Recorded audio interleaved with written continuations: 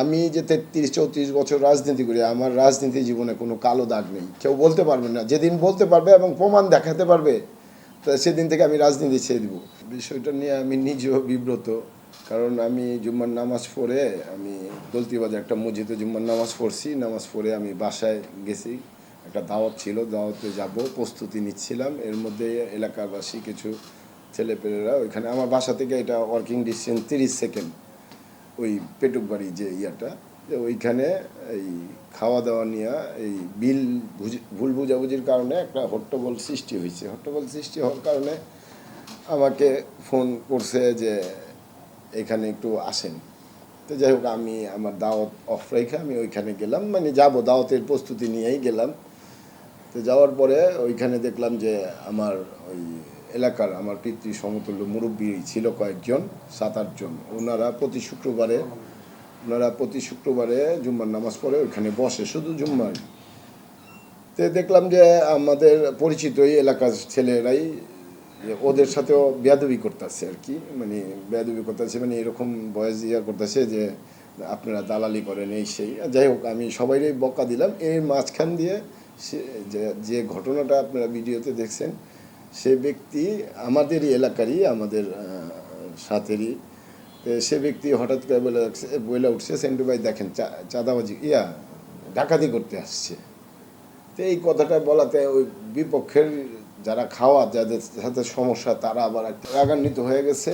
হওয়াতে এখন দেখতেছি যে এরা এখানে একে মারতে আসতে চাইতেছে। তো আমি একটা ধমক দিয়া যাতে ওরা আর আগে না বাড়ে, এটাকে থামানোর জন্য, যেহেতু আমি বিচারক তো যে কোনো বিচার করতে পারে, সে পানিশমেন্ট দিতে পারে। আমি তো এটা তাৎক্ষণিক পানিশমেন্ট, মানে সামান্য পানিশমেন্ট, এমন না তাকে অনেক কিছু করা হয়েছে, সামান্য পানিশমেন্ট দিয়ে ওদেরকে, ওই পক্ষকে ধমক দিয়ে তাদেরকেও কিছু তো মাধ্যম থাপ্পড় দিয়ে বের করে দিলাম, যেহেতু ওরা আমার ছোট ভাই। এই যে বিপক্ষে যারা কাস্টমার ছিল, ওরাও আমার পরিচিত, সব এলাকার বাইরে কেউ নাই।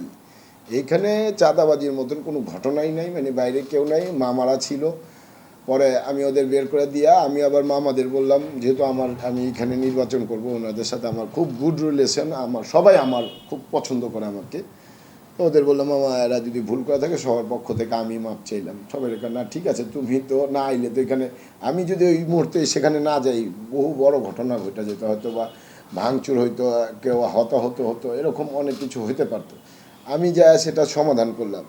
মূল ঘটনা সেটা না, আমাদের এইখানকার স্থানীয় এক মানে কাউন্সিলর ক্যান্ডিডেট, ওনারই কেউ পরিচিত কোনোভাবে ইয়াটা নিয়ে ওনাকে দিছে, যেটা আমাকে অপপ্রচার করার জন্য। কারণ আমি যে ৩৩-৩৪ বছর রাজনীতি করি, আমার রাজনীতি জীবনে কোনো কালো দাগ নেই। কেউ বলতে পারবে না। যেদিন বলতে পারবে এবং প্রমাণ দেখাতে পারবে, তো সেদিন থেকে আমি রাজনীতি ছেড়ে দিব। এইখানে সেন্সর করে কেন সেই ভিডিওটা দেওয়া হলো? পুরো ভিডিও আমি তো 15 মিনিট পর গেছি ওইখানে, ঘটনার 15 মিনিট পরে গেছি আমি কিন্তু সাথে বা আগে থেকে উপস্থিত ছিলাম না। আমি সমাধানের জন্য গেছি, বিচারক।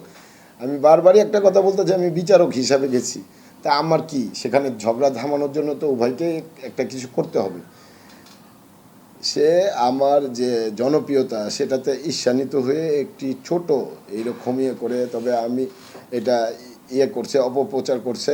আমি যারা এটার অপপ্রচার করছে সেটা তাদেরকে আমি বলতে চাই যে আপনারা সম্পূর্ণ ঘটনা না জেনে এরকম অপপ্রচার থেকে বিরত থাকবেন। প্রয়োজন হলে আপনারা আসেন, যার সাথে ঘটনা তাকে জিজ্ঞাসা করতেন। এখন এই বক্তব্য যদি তারা, আমি থানার ওসিকে জানাইছি, আমি প্রশাসনিকভাবে সবাইকে জানানো হয়েছে, আমাদের এমপি মহোদয়কে জানানো হয়েছে, যদি তারা এই বিষয়টা তদন্ত না করে, যদি এটা রিমুভ না করে, আমি আইনি ব্যবস্থা নিব তাদের বিরুদ্ধে। আমি মানহানি মামলাও করতে পারি। আমি এটা মুরব্বীদের সাথে, আমার সিনিয়র যারা নেতা আছে তাদের সাথে আলোচনা করে এটা সিদ্ধান্ত নিব। আরেকটা বিষয়, এখানে আপনারা জানেন, বিভিন্ন সময় দেখেছেন, আমি এখানে ছোটোবেলা থেকেই, আমি যখন ক্লাস 10-এ পড়ি তখন থেকেই এই রাজনীতির সাথে জড়িত। দীর্ঘদিন এই শ্রম দিয়ে এলাকার মানুষের পাশে থাকার চেষ্টা করেছি। আর আমার যে প্রতিপক্ষ কাউন্সিলর ক্যান্ডিডেট, তার নাম এত রেকর্ড, এত খারাপ। কিছুদিন পূর্বেও একটা মসজিদের নাম দিয়ে জায়গা দখল করে সেটা ভাড়া দেওয়ার পায়তারা করতেছে, ইট বালুর গদি নাকি। সে লোকটা মুক্তিযোদ্ধা, 45 বছর আগের তার জায়গা জমি কিনা, সে নিজে এমপি সাহেবের কাছে বিচার দিয়েছে এবং সেটার ভিডিও, সে যে বলেছে সেটার ভিডিও এমপি সাহেবের লোকজনের কাছে আছে, আমাকে দেখাইছে।